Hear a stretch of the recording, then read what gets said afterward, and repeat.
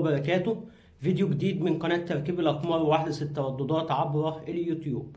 النهاردة مع بعض هنتكلم عن تردد قناة الغربية الآن، واحدة من القنوات العراقية اللي موجودة عبر القمر الصناعي النايل سات 7 درجات غرب. طبعا أجمل ما في القمر الصناعي نايل سات إنه بيضم معظم القنوات العربية. والنهارده معانا تردد قناة الغربية الآن. القناة اسمها كده، ولكن هذه القناة هي قناة عراقية، قناة منوعات. القناة ديت تشمل أفلام ومسلسلات تركية ومسلسلات عربية، يعني قناة منوعة والقناة جميلة جدا. النهارده معانا التردد الخاص بقناة الغربية هو 12687 12687 عمودي مع معدل ترميز 27500. يبقى التردد الخاص بقناة الغربية الآن عبر القمر الصناعي نايل سات هو 12687 عمودي مع معدل ترميز 27500.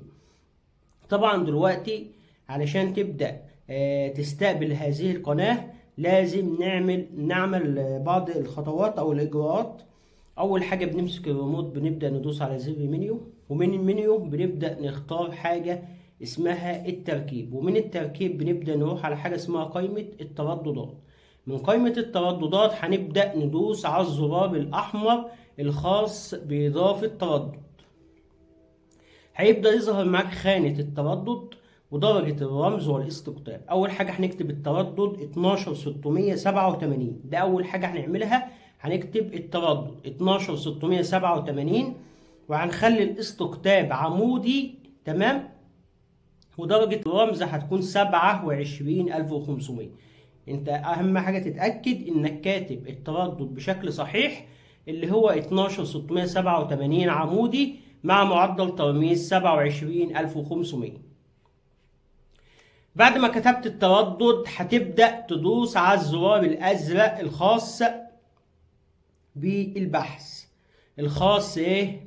الزرار الأزرق الخاص بالبحث، وتبدأ تدوس اوكي. هتلاقي القناة نزلت معاك على هذا التردد اللي هو 12687 عمودي مع معدل ترميز 27500. القناة اسمها قناة الغربية الآن أو الغربية ناو بمعنى كلمة الآن، يعني هذا هو التردد الخاص بقناة الغربية. قناة جميلة جدا، قناة عراقية، قناة منوعات ومسلسلات تركية وعربية وأفلام. وأجمل ما في القناة إن القنوات ديت ما بتعملش إعلانات مطولة أو طويلة. ده كان التردد الخاص بقناة الغربية الآن. انتظرونا في فيديوهات قادمة عبر قناة تركيب الأقمار وأحدث الترددات على اليوتيوب. كان معكم مصطفى الشناوي.